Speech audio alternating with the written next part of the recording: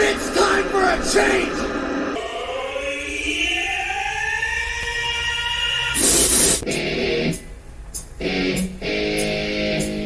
I have so much anger. I feel like I've been raped. In the face! Great Scott. At no point in your rambling were you even close to anything that could be considered a rational thought. Guess you just discovered a new element! This is the element of surprise.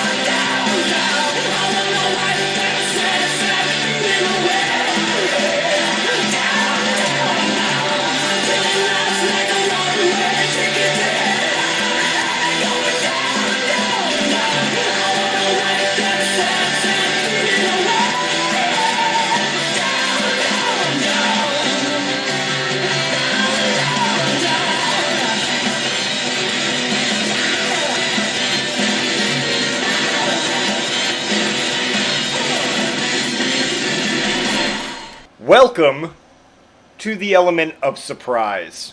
My name is Chadwick J. Sewitt, your host on this little shindig we like to take together every once in a while. You can find us at www.podbean.com. More specifically, eosmentallyirregular.podbean.com. That's the hosting site. All the episodes are up there. Check out the Facebook page, www.facebook.com/eosmentallyirregular. Okay, without any further ado, it has been a while. It's been a while since I've done this. It's been a while since you guys have heard the velvety tones of my, the velvety dulcet tones of my celestial and erotic voice. So I don't want to just jump back in with nothing. So I've pre-planned a lot of stuff for you. And how can I say? We're gonna take an adventure. We're gonna go on an adventure tonight. We're gonna talk wrestling gimmicks. We're gonna talk TV mascots. We're gonna talk sex toys. We're gonna talk a lot of stuff. So without further ado, let's begin. Let's start right off the bat with some TV mascots.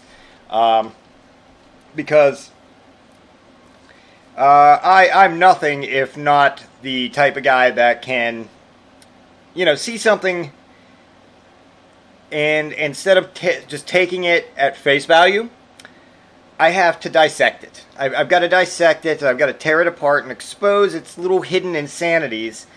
And, that's kind of the whole point of this podcast. The element of surprise. Take something that's everyday, that people consider normal, or you don't even think about, and just kind of spin it at you in a new light to the point where you have to look at it, and you're never going to look at it the same way. And advertising mascots are really no exception. And I make it no secret to anybody of how completely off the goddamn rails I find advertising mascots to be when you really just analyze them a little bit more than you should. For example, let's take Quaker Oats. Let's look at Quaker Oats. So after what I'm assuming was a casting error on the behalf of Quaker Oats, they did a long-running series of commercials in the 1980s hosted by none other than Wilford Brimley. For those of you who don't know who Wilford Brimley is, you can find all of these commercials on YouTube. Just type in Wilford Brimley Quaker Oats commercials, or watch virtually any movie with the curmudgeon-y old man that looks like a walrus with a mustache in the 80s. That's Wilford Brimley. But if you have seen the commercials, or anything starring Wilford Brimley, you're going to immediately understand that this was an ad campaign based, I'm assuming 100% around intimidation, because these commercials had virtually no sales pitch at all in them to be found. It was more like Wilford Brimley was just giving you the news that oatmeal is what he had for you, and if you were smart, you were going to fucking eat it. That's how the commercials played out. Listen, Wilford Brimley was way too tough of a guy to be doing breakfast commercials. Diabetes? Sure. That makes sense. A debilitating disease? You want a tough old man to be like, listen, this sucks. Go get yourself some medication. Go get tested. But when you wake up in the morning and you're supposed to be like, you're a little groggy and you want to start your day bright-eyed and bushy-tailed, you don't go, who can I rely on to tell me what is the best breakfast for me? Should it be the animated tiger? Maybe the leprechaun? I got it. How about fucking Wilford Brimley? Because he's not a person who's filled you with a lot of excitement at the prospect of a good breakfast, is what I'm saying. He looks like somebody went out of their way to teach a walrus how to fight, and then he speaks to you like a grandfather who found out that you just came out of the closet, and he wants you to know he's disappointed in you in 1977. This is the same Wilford Brimley that axe murdered a bunch of sled dogs in John Carpenter's The Thing and exploded a team of human hunters while on horseback in the movie Hard Target, I'd like to point out. He did spend the rest of his life threatening to punch a hole through your chest if you should even get diagnosed with type 2 adult onset diabetes. So why in the name of God was he selling strawberry and cream instant oatmeal? I'm guessing Clint Eastwood was busy and Jack Palance couldn't come across as anything more than too timid, because there was absolutely no reason for the guy from Cocoon to be pushing Quaker Oats at you. And I've gone down the rabbit hole. I've watched a lot of these commercials, and I'm not I'm not at all exaggerating when I say this is a Wilford Brimley Quaker Oats commercial. Yeah, it's morning. I woke up again. Heart's still beating in my chest. I'm getting older every second. Well, if I'm going to get older, I might as well do it the good way, with a bowl of Quaker oatmeal. You open up a box of cereal, inside for your kiddies is a little trinket or whatnot. Not in Quaker Oats. We just have 100% oats. The Quaker kind. Does that sound like a good idea to you? It's the right thing to do. That's another thing. He always finished the commercials with, it's the right thing to do. Like, as if doing anything else was wrong. As if he was not only telling you what you were going to fucking eat, but he was judging you on your moral compass for not eating Quaker Oats. Eat your Quaker Oats. It's the right thing to do. If you don't, I am going to let you know that I'm an experienced hunter. I've got a long rifle in the back of my truck, and I also happen to have your address, and your schedule, and the schedule of your wife and your school, and the school schedule of your children. I'm going to hunt them. You're going to come home from work one night, and your beloved ones are going to be stacked in a pile on your living room with a box of Quaker Oats, 100% pure Quaker Oats, placed up on top of the pile, just to remind you of how you could have avoided this situation. I'm Wilford Brimley. It's the right thing to do. That was literally any of his fucking Quaker oatmeal commercials. And you can be, if you think that I'm exaggerating this, YouTube the motherfuckers. Go down that rabbit hole yourself. Moving along. Let's take a look at Mrs. Butterworth. You know, the syrup woman. The Mrs. Butterworth is the one where syrup comes in a bottle that's shaped like the actual woman. Not Aunt Jemima, where it's got the 1920s blatantly racist photo of a woman on there. Mrs. Butterworth is the one where the bottle is actually a woman. And, sure, at first glance, I'm sure she comes across as a pleasant-looking woman of syrup. She could be your grandmother, if your grandmother was filled to the brains with maple syrup. And I'm not saying that she isn't. I'm talking about Mrs. Butterworth now. Now, where it gets interesting is that when you really think about it, Mrs. Butterworth is a tiny woman who shows up in your kitchen at breakfast and begs you to drink her blood. Because, like it or not, syrup is her blood. She just rolls in there all like, my blood is the yummiest, just try it. And all you're trying to do is rationalize why your syrup is talking to you. Are you having a psychotic break? Are you, all you wanted to was some fucking pancakes and to get through work without Gerald saying, thank God it's Friday. But now you've got a little talking syrup woman at you who wants you to drink what's inside her. I mean, I get that the company wanted to make their bottle look like a tiny grandma. It's kind of cool. I get it. But I 100% do not at all ever want to come alive and speak to me. And if you go to your YouTube and binge watch the Mrs. Butterworth commercials like I did because I'm me and clinically insane, you'll start to feel like Mrs. Butterworth is a little full of herself because she will not shut the fuck up about how rich and thick she is. She just continues to go on to it. I personally don't care how thick she thinks she is. She wants me to drink her blood, and I'm completely not interested. How about that Pillsbury Doughboy? How about him? He's another fucking weirdo. I mean, let's look at him for what he is. He is a tiny baker, made entirely from dough. But he also wants you to eat things that are made entirely from dough.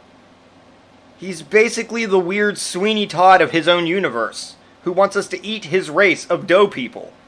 The commercials back this up 100%, by the way, as he wears a tiny chef hat and is occasionally seen assisting you in the baking process, all the while just filled to the brim with complete glee. Remember, you poke him in the tummy and he's Yeah, he's just psychotic with glee. he also makes sure that you enjoy the baked remains of his brethren and then graciously allows you to poke on his oh so very ticklish tummy, which is, in my mind, the signs of a true psychopath. I want to know if he'd put up a struggle if you tried to bake him, though.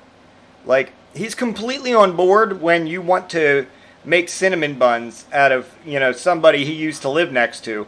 But I promise he'd make a panic-stricken beeline for the exit if you ever decided to give him a taste test of his own and just kind of put him in the oven. Alright, so the last mascot that I want to discuss for now is that goddamn monster they call Snuggle Bear. The number one, Snuggle Bear is a furry little pervert. I want to be clear on that. Snuggle Bear is a furry little pervert. He clearly and obviously sneaks into your home and sniffs your laundry while happily rolling around in it. If he were an adult human, he'd be on a list of sex offenders and forced by law to tell you when he moves into your neighborhood. But for Snuggle, it's okay because he's a tiny cute bear. I mean, is this something, I want to know, secondly, is this something that just bears do? I don't watch a lot of nature documentaries, but like, are bears known for sniffing panties and rolling around in your old denim jackets? Do they also give you hugs that last way too long? I'm trying to find the line, but when it comes to bear perversions, or is it that Snuggle is just making the point that bears are okay, but only if they're perverts? I feel like you shouldn't be trying to guess at a bear's moral code.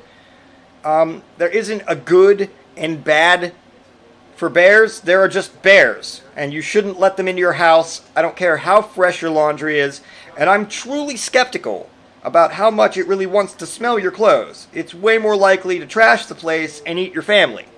So, yeah, there's that. Okay.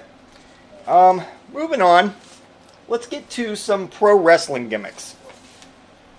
This topic came about because I was listening to a fireside chat, and Grimace, Ryan, was talking about something, and he just off the cuff, offhanded, like to the side, referenced Mantar. Like, he meant to say Minotaur, but he referenced Mantar, who was a WWF wrestler back in the day, and he knows that, but only the true lifelong wrestling fans can just hear the name Mantar and just be like, oh fuck, Mantar! I know exactly who that is.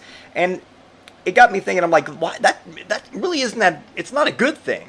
It's not a good thing to just know who Mantar is. So I started thinking about that, and then I started going down the rabbit hole of where, what is it to create a gimmick, basically. So, I thought about it, and I made some notes. And as a lifelong fan of pro wrestling, and knowing all of the subsequent characters that come along with pro wrestling and pro wrestling gimmicks, I can personally attest that there have been some true greats over the decades. Ric Flair, Bret the Hitman Hart, the Heartbreak Kid, Shawn Michaels, the Black Heart, Owen Hart, The Rock, the Dudley Boys, Sabu, The Undertaker, and so on. That said, for every successful and potentially legendary character, there are dozens of gimmicks that make even the most seasoned wrestling fan like myself say, what the fuck am I seeing? It's a sport where suspending your belief in reality is par for the course. I think any wrestling fan can agree with that. And even I had a few moments, and all of you listening to this who know me know how fucking nuts I am, even I've had a few moments where I've had to question the mental health of those who thought that certain gimmicks were not only a good idea, but told the wrestler that was portraying said character to take that ball and run with it because they were 100% dead certain that this character was going to succeed. Now, like a lot of people my age, backyard wrestling with my friends was almost a daily part of my life for a while, and the creation of our own wrestling characters was a lot like what happens nowadays when you sit down to create a character in a video game. You think of your style, your look, your character's behavior, strengths, weaknesses, so on and so forth. All of those traits that you believe will make your gimmick stand out from the crowd. On the flip side of that same coin, creating a wrestling gimmick can also be like sitting down blackout drunk and then just spewing out all the nonsense in your head, all of which you're convinced is a great idea at the time because you're blackout drunk. Like, oh yeah, no, he'll come down to the ring and he'll be eating a foot-long Italian hoagie on the way to the ring because he's going to need the carbs. Or, he'll wear a coat as pants and a pair of shorts as his shirt because he's backwards and on the fringes of society. These are things that I can completely hear, like Jim Ross or Michael Cole saying, excuse me, on a live broadcast about a certain character. You see what I mean? That's to say that I know that coming up with wrestling gimmicks is as hard as it is easy. Does that make sense? I think that makes sense. It's as hard as it is easy. There are only so many variables that you have to address and consider, and it's really only inevitable that they're going to sometimes go a little sideways. With such a rich history of amazing characters and outlandish gimmicks, I think it was only fair that there have been, swings and misses here and there, of course, but there have been ones where the batter steps up into the box to get ready to go to bat, and rather than swing at all, he just kind of shits his pants and has an epileptic seizure. So I've compiled a list of some of these, and I'm going to tell you about them now. Let's begin. We're going to start with the Repo Man. Now, there are some eras in wrestling where the characters' gimmicks, they were just jobs. Like, some were more fantastical than others, but they're just regular jobs. Basically, someone in the creative department at the time would go to like a career fair and envision what the accountant handing out pamphlets would look like on steroids and covered in baby oil, or what the guy who says that you might have a real future in construction and manual labor would look like with, his sleeveless flannel shirt tucked into not a pair of denim jeans, but a pair of, denim skin-tight shorts. And that's kind of the creative thinking, I believe, that went into the Repo Man. Repo Man was he was a bad guy. He was a heel character. He was a sneaky character who delighted in repossessing the items of his opponents. Like their cars. He wore a black domino mask like the Lone Ranger or Zorro did, and an outfit that was decorated with tire tracks. Which I guess means that he's been run over a time or two by people he's been trying to repossess vehicles from. Which seems kind of weird to me, that he would be so fucking, this is the Repo Man, but he's clearly a guy that's been hit by a car. And the best way I could describe his personality was if you took the 1960s version of Frank Gorshin's The Riddler and just put him in a junkyard where he spent his days just repossessing things.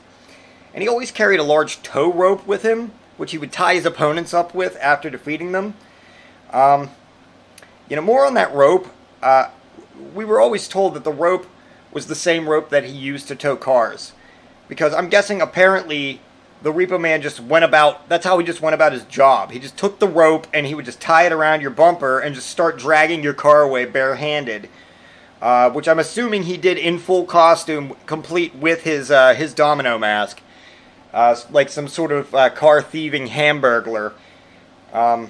He does hold the distinction of holding a Royal Rumble record. He has the all-time elimination record for repossession agents, which is 2.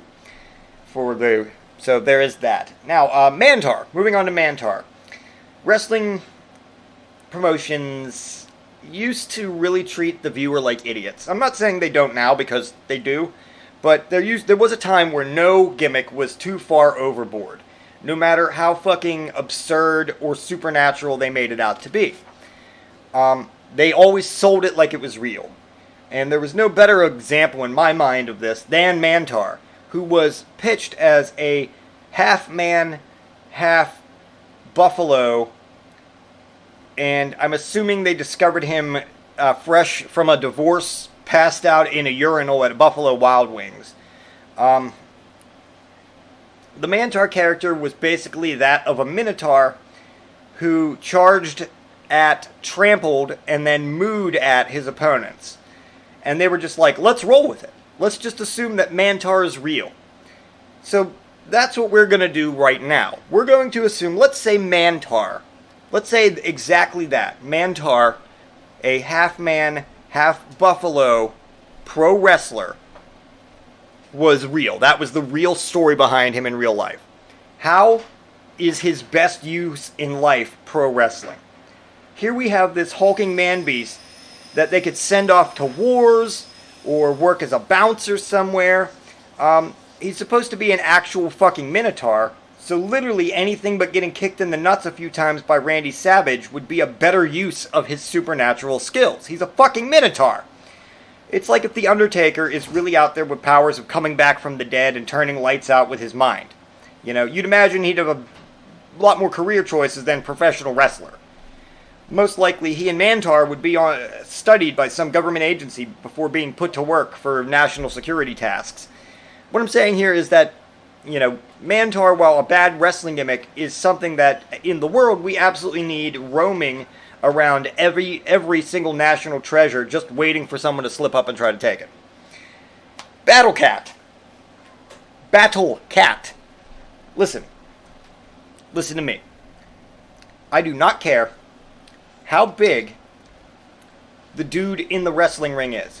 If he's pretending to be a little kitty cat before he steps up to fight me, I know I'm going to either knock him out or engage in crazy cat dances with him. I don't care how impressive it is that you're able to get down in the center of the ring and put your leg over the back of your head and lick your own asshole for the perfect cat-like grooming taunt. You're still in the center of the ring licking your own asshole and purring. You're absolutely never going to be destined to be world champion in any federation. That alone sums up Battle Cat. That handles him nicely. Moving on. Last wrestling gimmick I have for the night, the Yeti. So, you just heard what I said about Mantar, right? The Yeti. If you've ever seen a pro wrestler known as the Yeti, before knowing anything about him at all, you should have immediately thought to yourself, yeah, I see that they've reached the burn victim stage of pro wrestling character development. And I wouldn't blame you for that at all, because the Yeti was a 7-foot-tall man wrapped in toilet paper that looked like he had just left the hospital following some horrible tragedy. But it wasn't a man who left the hospital after some horrible, tragedy in which he survived a fire. It was just the Yeti, who also made his entrance after busting through a block of ice. I'm assuming that they the people creating this gimmick confused Yetis with mummies, and once they got past that, somebody caught them and hey, wait, that's a mummy, not a Yeti. They're like, fuck it, too late, just run with it. Because the Yeti was just this tall, lumbering dude wrapped from head to toe in toilet paper, and he spent the bulk of his time in the ring basically trying not to unravel that outfit of his, and probably wondering if he was the one who mixed up these two wildly different mythological monsters for his entire life. I assume that being the Yeti was more of a challenge because you might be trying to land a powerbomb on your opponent, but you can't help but think to yourself that you spent the first 30 years of life walking around not knowing the difference between a mummy and a Yeti and wondering what else you've completely fucked up. Because the only thing harder than looking at some of these gimmicks as a fan must have been trying to make sense of them as the performer. Lucky for the Yeti, his career was, quote, saved by joining Raven's flock as Reese, in which he portrayed that guy who used to be the Yeti, much like he does for real every day and will continue to do for the rest of his natural life. Alright, that's my wrestling gimmicks. Hope you enjoyed it. Moving right along. So, sometimes you have a conversation about something minor, But for whatever reason, it just opens a door in your head of questions. I recently had that conversation when I noticed that they're making a fourth Hotel Transylvania movie. And I got onto the topic of Dracula's daughter. The question that was left burning in my mind is, movies aside, does Dracula actually have a functional reproductive system? So just hear me out on this. According to basically all vampire lore that I could come across, when you become a vampire, you become living undead. As in, you're no longer alive, but you are living. Basic medicine states that sperm can only live inside the human body for up to 36 hours after the point of death, unless that body or the sperm is frozen. Now, Dracula is distinctly not frozen and is absolutely dead, or undead, and as a vampire, his sperm are dead too.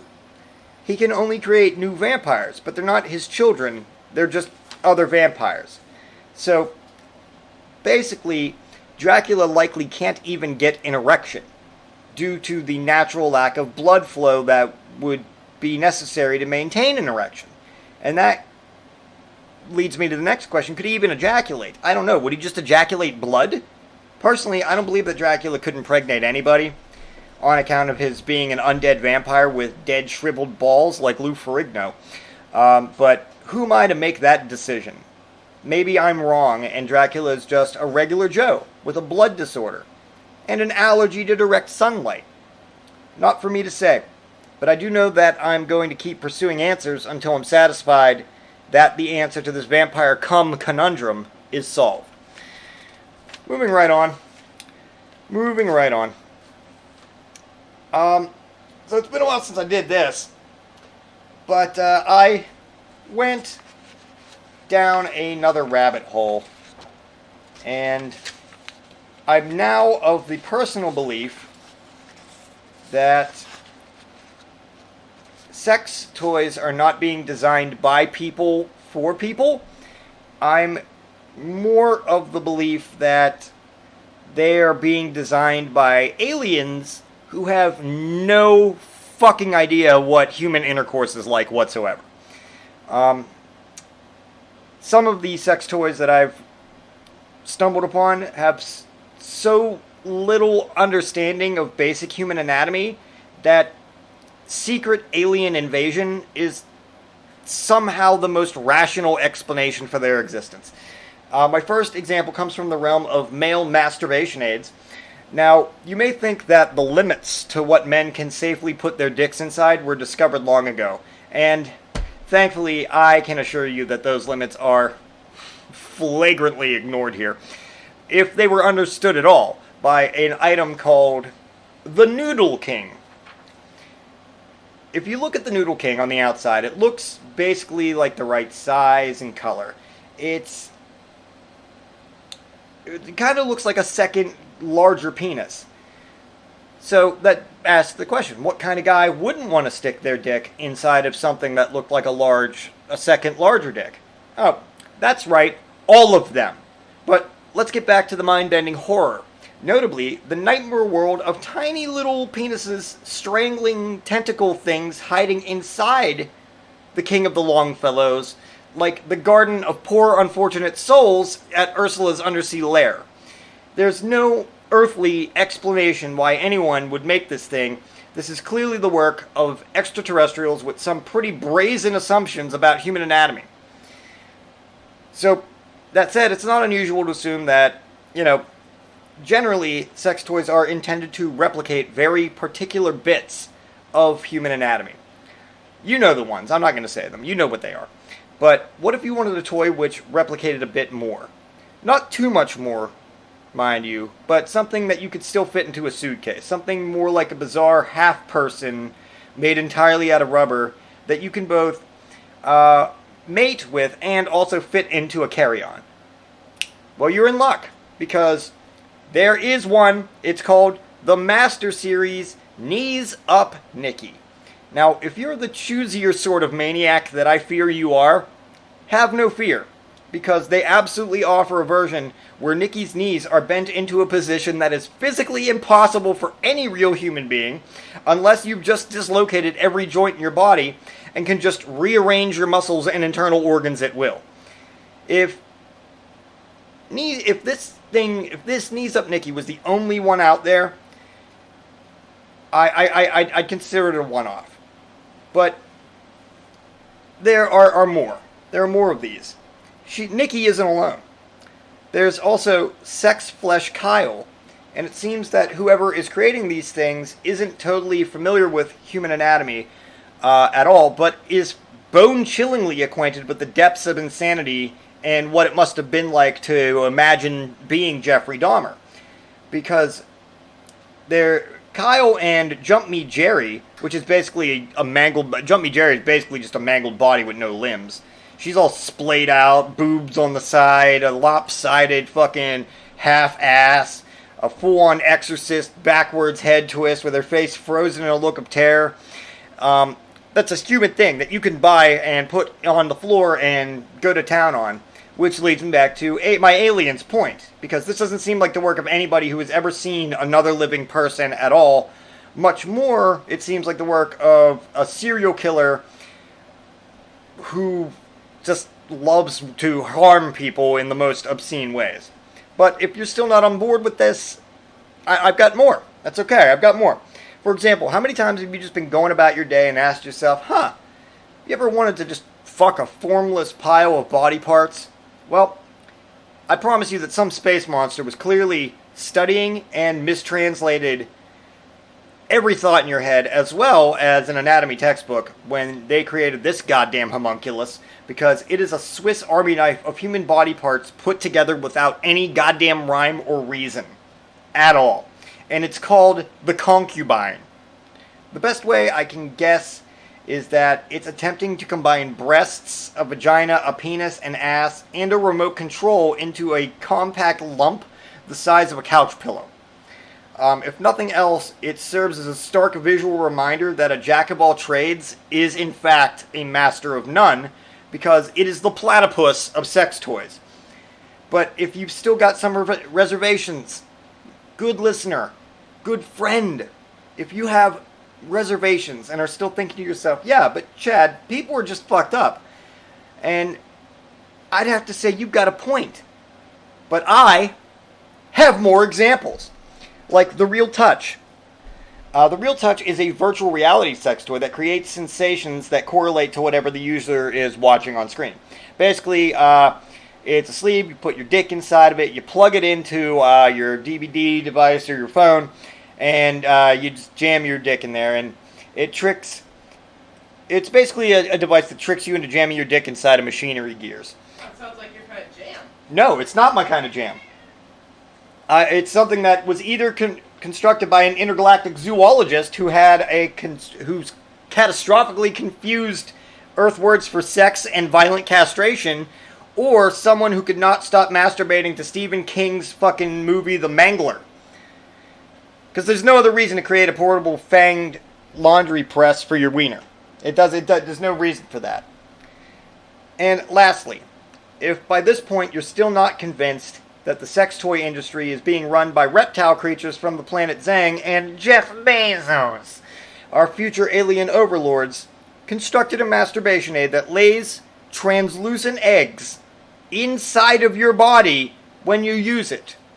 It's called an ovipositor because the aliens just clearly don't give a fuck anymore. They're not trying to hide it. There's no getting around it. This is a tube that shoots slimy cosmic eggs into your butt or into your vagina, and then your job is to birth them back out. It's designed to simulate one very, very specific nightmare, the end of which is aliens populating the world with their hideous fucking brood and wiping out all of humanity. That's the only possible reason anyone would ever want to simulate this. That's it. There's no other way around it. There's no other reason for it. It should not fucking exist. God,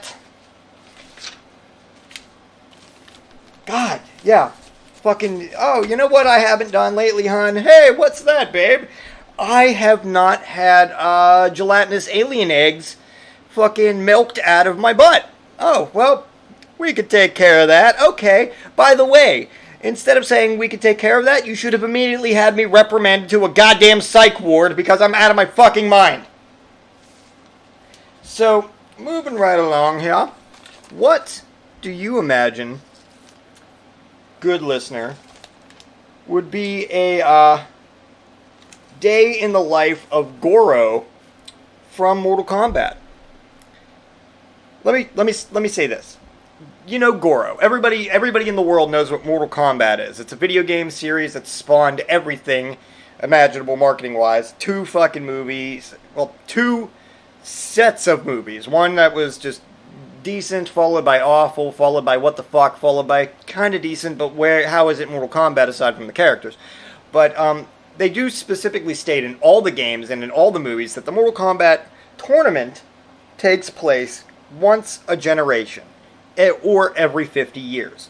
And that Goro, the 8-foot-tall, 4-armed, half-dragon man from Outworld, was the grand champion of the Mortal Kombat tournament for 500 years. 500 years. That means every 50 years he has to fight in the tournament and defend his crown. But what does he do for those 50 years? So, I'm going to get to that, but you need to know that in the Mortal Kombat universe, the main martial arts tournament that they're fighting around it, again, I said it takes place every 50 years. Goro's the champion for 500 years, so he has 50-year spans between defending his title. What the hell does he do? What does a 4-armed, half-dragon person do for 50 years before he goes out and does the one fucking thing he's known for? Well, I've done my research, and the games gave me little to no info on Goro's day-to-day between tournaments. And I did reach out to the creators, who I'm guessing didn't think my question was important, so they didn't get back to me. Now, I will say this. Prince Goro, he's Prince of the Shokan in the series. They are, again, a race of 4-armed, half-man, half-dragon people. You've got 4 arms, half-man, half-dragon, they're all 8 feet tall. Goro became Grand Champion of Mortal Kombat after beating the great Kung Lao, and he remained champion again for 500 years until he was defeated by Liu Kang in the very first, then the storyline of the first game goes, and there you go. So, I had to dig on my own, and only through contacting Goro himself was I able to determine what he did during those time frames.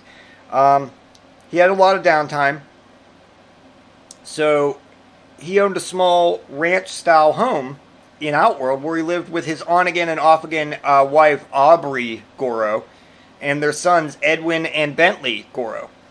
Most also don't know that Goro's first name is Tim, and he owned Tim Goro's fish market and pub, where between bloody martial arts battles to the death, he earned a meager living for himself and his family. His stubborn refusal to give up on the dyeing business often caused strain in his marriage, and he and his wife would get into arguments in front of their kids, with Tim Goro usually storming off to get drunk and tear the spines out of people that he would encounter. Once, when he was completely shit-faced at some local dive, he was confronted by a group of bar patrons who were angry that he kept playing Cheeseburger in Paradise on the jukebox, and they wanted him to change the song. So Goro did what any large half-man, half-dragon with 4 arms would do, which is, he just crushed their heads between his arms and then ripped their spines out, took $1 out of each of their wallets, and went back to the jukebox and played Cheeseburger in Paradise again. Because that's what you do when you're Goro. Eventually, this caused Aubrey to leave him and take the kids. And then his fish market burnt down. He basically shit himself and throws up a lot, where Shang Tsung has to come pick him up in his 1990 Hyundai Excel, and then he took Goro to rehab. So Goro spent a decent chunk of time between tournaments in rehab. He starts dating his AA sponsor Rhonda for a while, and then they were together for 7 months, but he accidentally killed her during sex. He tore all of her limbs off during his climax and incinerated her by ejaculating fire, which is something that you should know, if in case you ever look at Goro and are like, hey, I bet he'd be good in bed. No, he absolutely won't. He's going to tear your limbs off and ejaculate fire. Now, there's also many people out there don't know that Tim Goro loves animals, and he collected rare birds. He also started every single day of his life by doing squats and push-ups. And his favorite breakfast is one of the rare birds that he collected, roasted with his fire breath. He also had trouble in math, but he did get straight A's in science. And he once built a hot air balloon from the skin of many of his Mortal Kombat victims and fashioned their bones into the basket. And he powered it with his own dragon fire breath because he loved to watch sunsets, but he loathed sunrises because it was the opposite of a sunset, as he once explained to Shang Tsung. Now, also, Goro was not overtly fond of fruit, but he did enjoy most vegetables. He could also ride a unicycle and spent some of his free time volunteering at homeless shelters. He did not like when people called him Timothy, which is why he preferred just to be called Goro. Overall, he's just Goro. I am Goro. Because people would be like, oh, okay, Timothy. He's like, just Goro. Just call me Goro. Now, he was also terrified of people with dwarfism, and he would use all four of his arms to pick them up and mash them into balls, and then hurl them into mountainsides. He carried an expired ID with him for 23 years. And he was once mistaken for Willem Dafoe on a flight from South Carolina to Washington.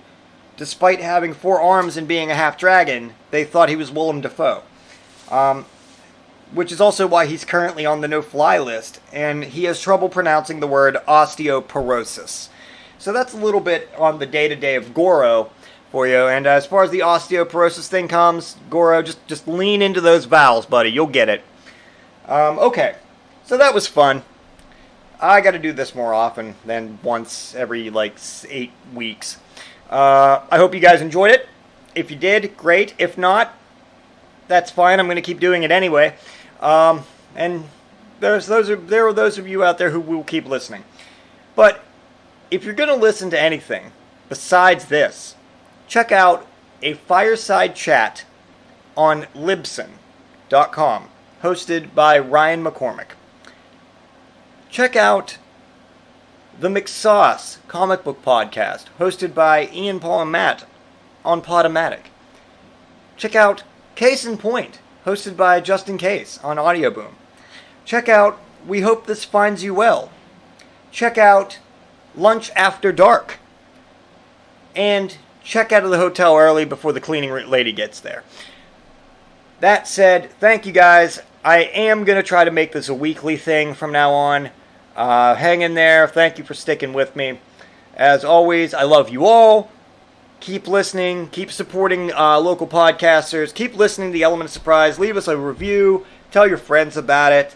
And as always, cue the fucking bear music.